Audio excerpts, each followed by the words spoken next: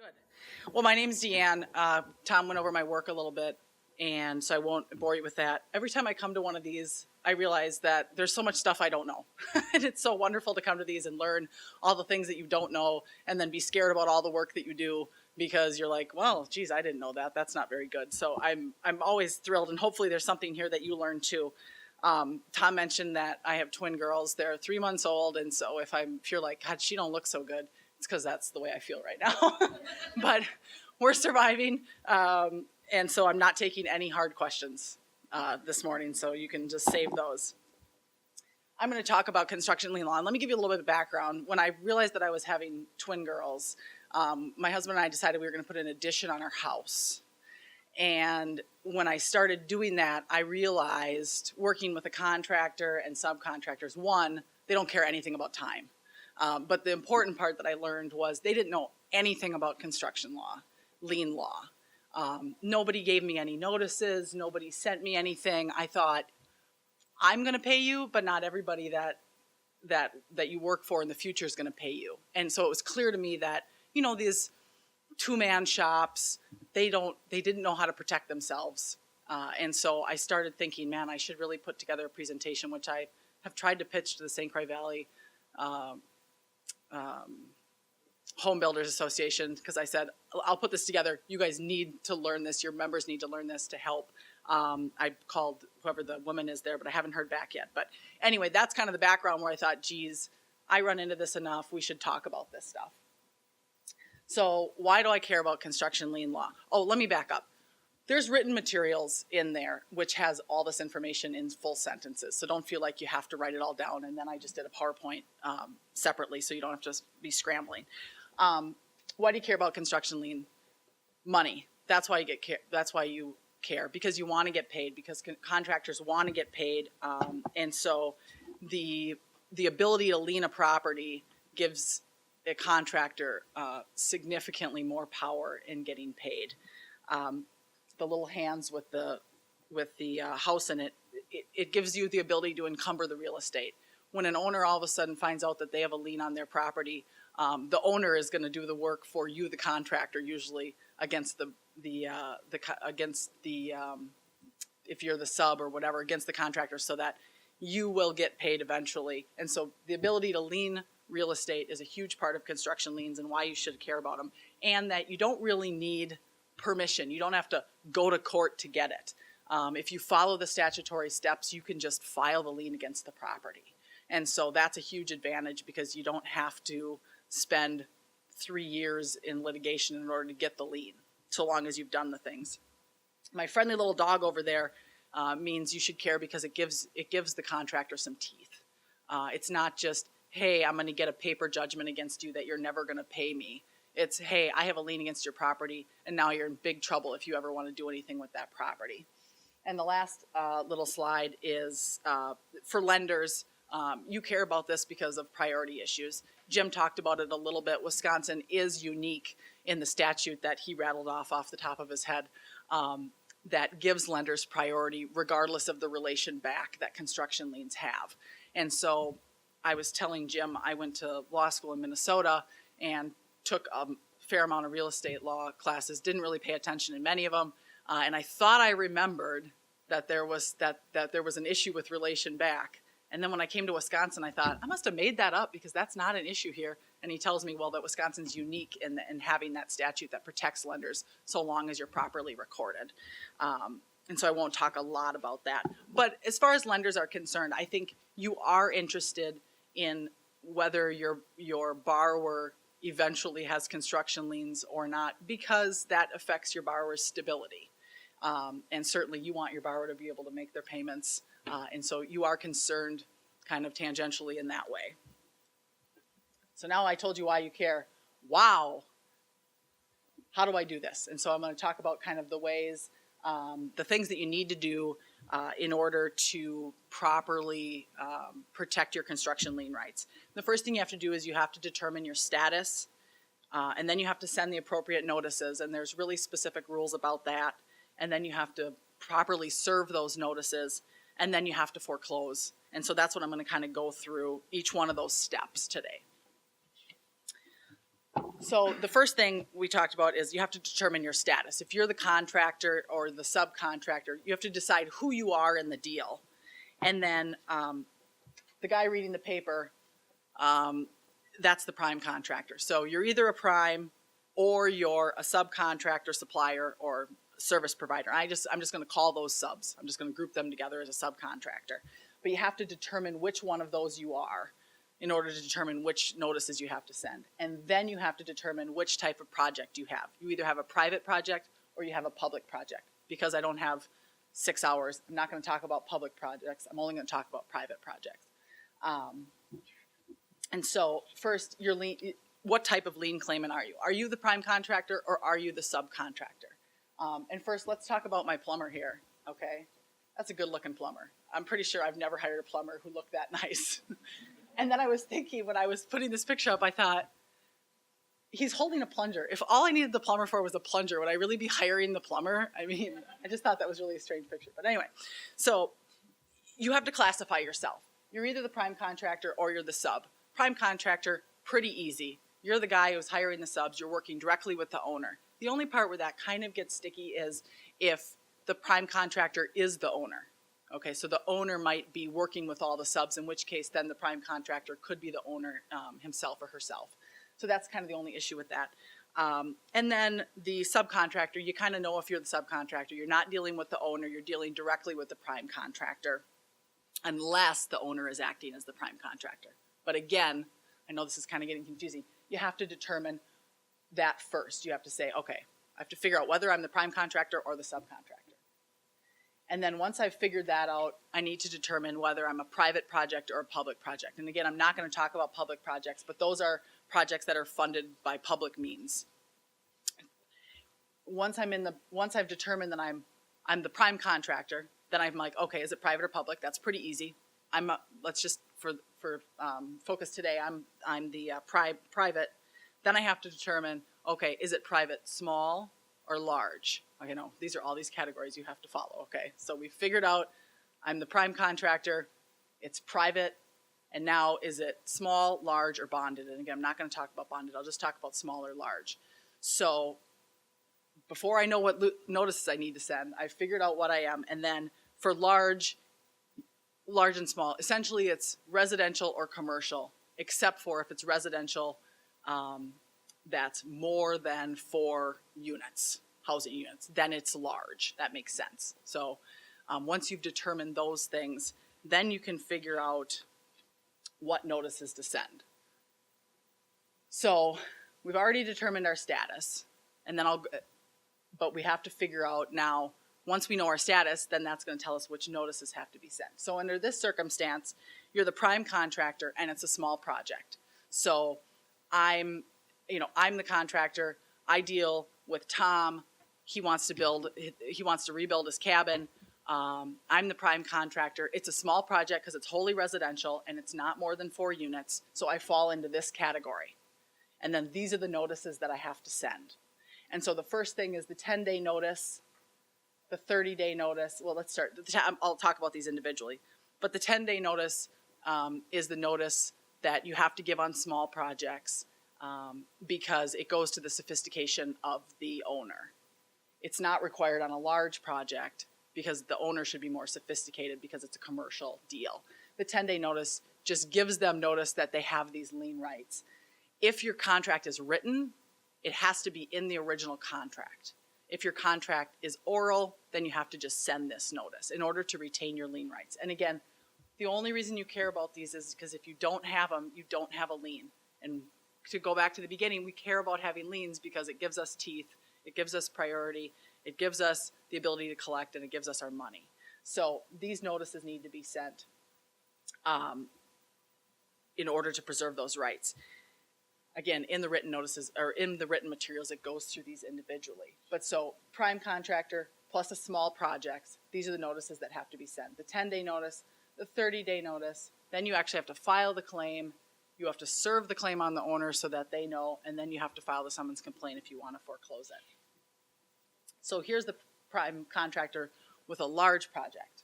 So again, if you look at it, they're exactly the same except for the 10-day notice.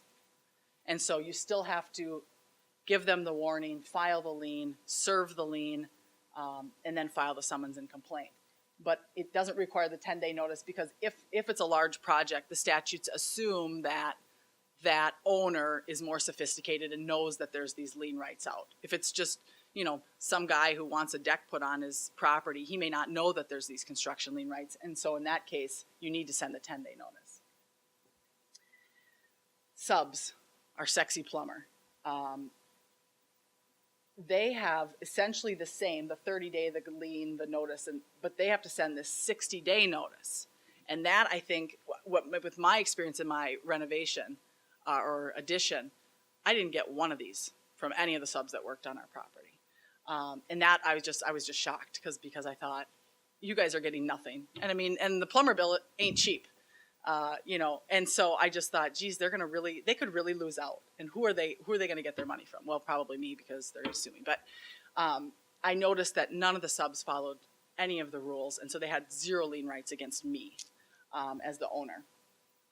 But that 60-day notice, again, on a small project, because the statutes assume it's just a homeowner, it's residential, they don't know that there might be lien rights. That 60-day notice has to be sent in order for them to preserve that right. And then if you go to the subcontractor large project, same thing, no 60-day notice, but essentially the same. And again, goes to the sophistication of the owner, as far as you don't have to warn them that you might have these rights. Okay, so 10-day notice. That's the notice that either has to be in your contract in a private, small, or you have to serve it if it's an oral contract. There's rules for these, and it's important that you have to follow all those rules. Like there's rules in the statute about the font size. If it's in your contract, it has to be at least 8-point font. If it's on a computer, it has to be bolded. If it's typewritten, it has to be in all caps. There's all these specific rules that, again, if you don't follow them, you run the risk that you won't have a successful lien, even if you follow everything else. And right in the statute, it gives you the language that it has to say. Or it gives you suggested language. Well, why wouldn't you use the suggested language? So the statute tells you, if you read it, it tells you what exactly that notice should say. And so you could just type it right out and put it right in there, make sure that you've preserved that right. The 30-day notice, if we go back, that's in all of them, which is essentially your warning notice, which is, hey, you haven't paid me, or the contractor hasn't paid me. I'm going to file a lien against your property within 30 days, because you can't file the lien unless you have given them the 30-day notice. And so that's the warning notice the prime contractor or the subcontractor gives regardless. That's in all categories. You have to send that, which essentially is you're saying, owner, you're in trouble here if I don't get paid within 30 days. And you have to send that, again, 30 days before you file your actual lien, but also within 5 months of the last labor or services you provided to the property. So there are time limits on there, but that's essentially the warning to the owner. The 60-day notice is for the subcontractors, again, that they need to send the owner in a private, small deal. And I put the teacher up there because that really is, it's a document that's sent to the owner to kind of teach them that, hey, I'm a sub and I might have lien rights, and so you should know about this. And there's also rules about that, that if I'm the owner and I receive that, I have to provide it to my lender within 10 days of receiving it. And so, again, and that's actually in the notice. The language for that, also in the statute. So you just read the statute. It tells you exactly what your 60-day notice should look like. The actual claim for lien. This is the document that makes the encumbrance on the real estate. So you sent your 10-day or 60-day if you needed to. If it was a large project, you X'd those out. Then you sent your warning saying, hey, owner, I haven't gotten paid, and so I'm going to file a lien within 30 days. You still don't get paid. Then you file the claim for lien. And this is the document that actually goes in the register, or gets recorded and filed in the county where the property sits. And so this is kind of the big ticket document. And so this is the document that prevents the sale of the property or the transfer or the sale of the property without you getting paid.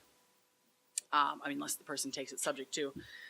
But this also has specific language in the statute that has to be included in order for it to be a legitimate claim that's filed. So again, the statute outlines all of the things that you need to have in it. Like you have to have the owner's name, you have to have a description of the property, you have to have the type of work that was done, you have to identify the amount, things like that. And so you just want to make sure that that also is correctly, that you've included all the information that you have, because this is what will get you paid, because this is what then got recorded. And again, you can't file this unless you sent all those notices correctly. That's the important part. You can't just say, oh, I didn't get paid, I'm filing a lien against your property. You can only do that if you sent the 10 or 60 day notice if it was small, plus your warning letter, and then you can file this. So that's important, that you can't just file this.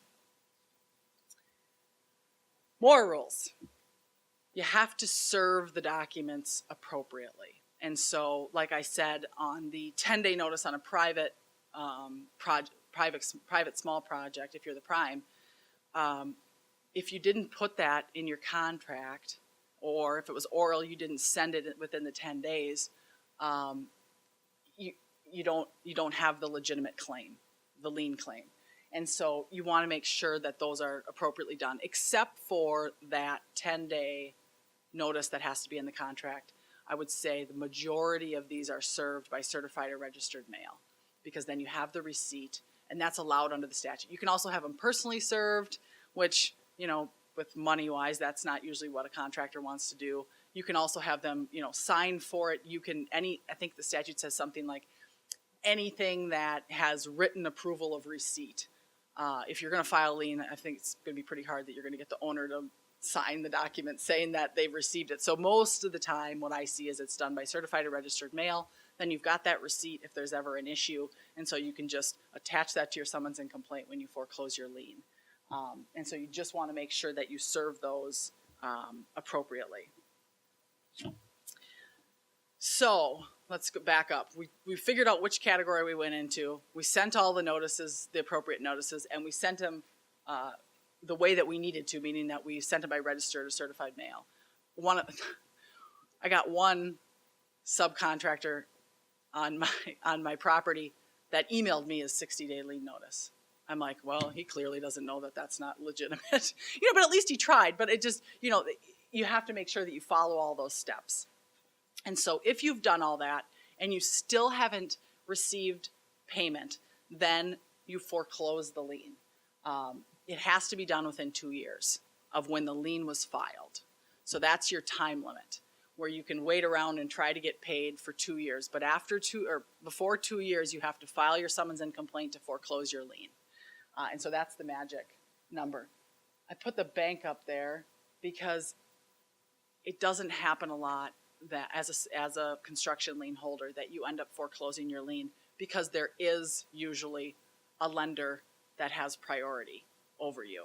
So, RCU has the first mortgage, and you've got the construction lien, and RCU's mortgage is for $350,000, and your construction lien is $2,500. Well, if you foreclose your lien, you're going to take the property back subject to RCU's mortgage, and so you'd have to pay them off in order to get the property back.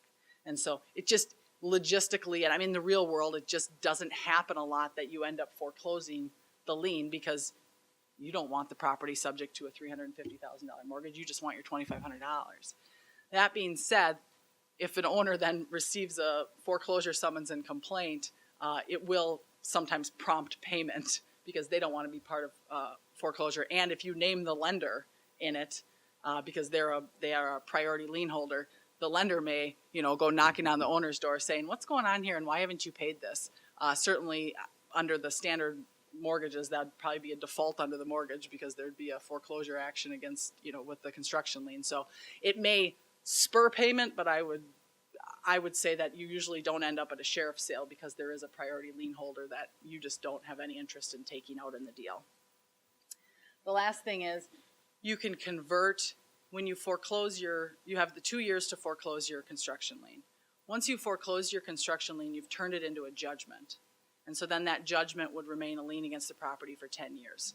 So you've kind of extended the time period in which the amount that you are owed is liened against the property. So that would be a reason why you would want to turn it into a judgment.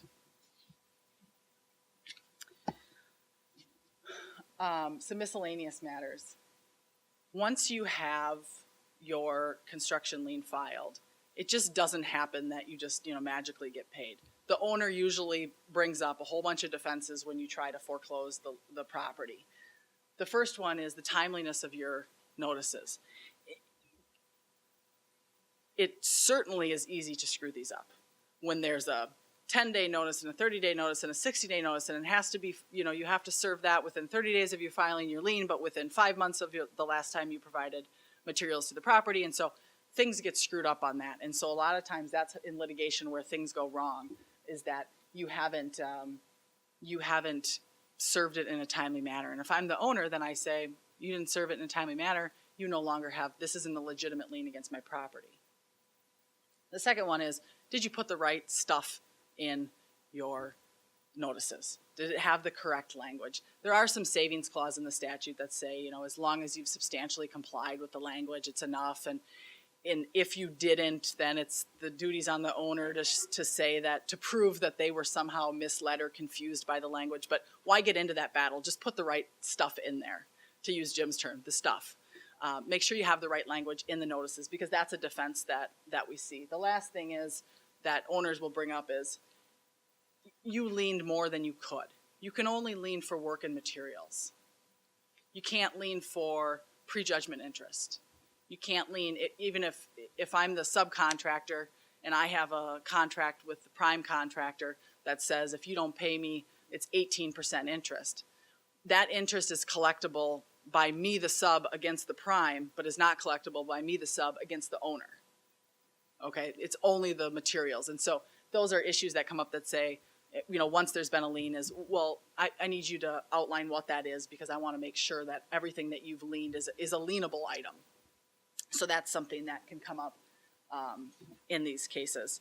The last thing is, if you do these things wrong, you may end up with a slander of title issue, which is just a really mean phrase for that you recorded something improperly against my property. And so now I have an action against you because you've improperly clouded my title. And so you want to make sure that you do this. Usually you get some nasty letter from a lawyer saying, you've improperly liened this property, and if you don't remove that lien within 30 days, we're going to sue you for slander of title. And so then you go, oh, geez, did I serve it properly? Do I have all the notices? And do I have all the certified mail receipts, all that stuff? And so you just want to make sure that you have kept all that, so that when some mean lawyer tries to tell you you don't have a lien and he's going to sue you for slander of title, you have that. And again, there is another savings clause in the statute that says, as long as you had a reasonable belief that whatever you liened was appropriate, you're okay. Just, don't be the shyster that you purposely threw in $100,000 as a lien, even though you only had $20,000 worth of work. Yeah, go ahead. Oh, I'm sorry, I'm not taking any hard questions, so go ahead as long as it's easy. Well, it would be the damages that you incur. So, if you couldn't sell your house, or you had to pay 6 more months of mortgage payments before you were able to sell your house as a result of trying to clear this up. And then I'd have to look, but I think there is some statutory damages of like $1,000. I think it's punitive damages of $1,000 plus actual damages, whatever the owner issues were as a result of that. So now that you're thoroughly confused, does anyone have any other questions?